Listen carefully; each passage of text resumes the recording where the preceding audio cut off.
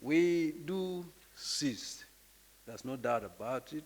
We do seize items, and one of the biggest seizure that we have been doing is rice. And we are lucky, and we thank Mr. President for agreeing with Nigerian Customs that we must put a stop to the importation of rice. And that one decision that has been taken has sustained this country. If we had not embarked on self-sufficiency in terms of the production of rice in Nigeria, within the COVID period, we would have had one of the worst crises, because then there were no ships coming from India or Asia to bring rice.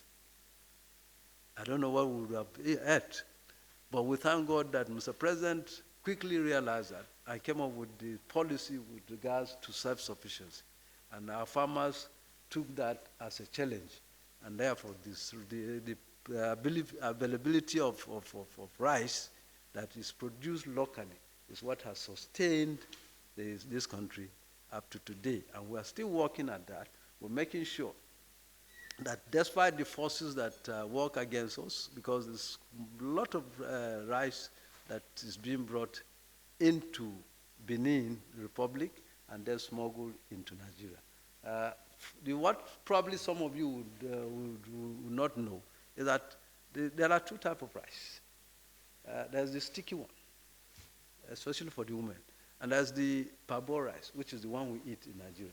Somehow, I don't know whether it is by colonization or whatever, all the former French colonies eat the sticky one. Those of who are the Anglophone colonies eat the parboiled one.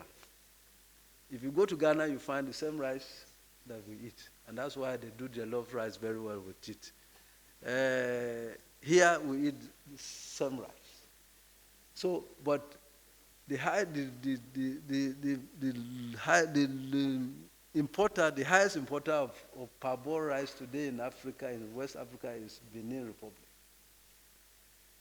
And why is this so? Our own people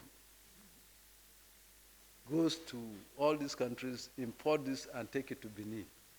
And then when they take it to Benin, it's easier to smuggle along the borders into Nigeria. And that's why up to today, when you go to market, you'll still find foreign rice being sold. And that's why when sometimes customs decide to raise the market, you hear all the noise.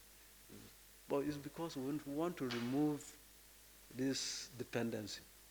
Secondly, we want to save the life of people. This rice that comes from this foreign land, the minimum time those rice have spent in silos are 2-3 years. Those that goes to buy this rice are Indians mostly and Lebanese. They will not buy the first class one because it's expensive.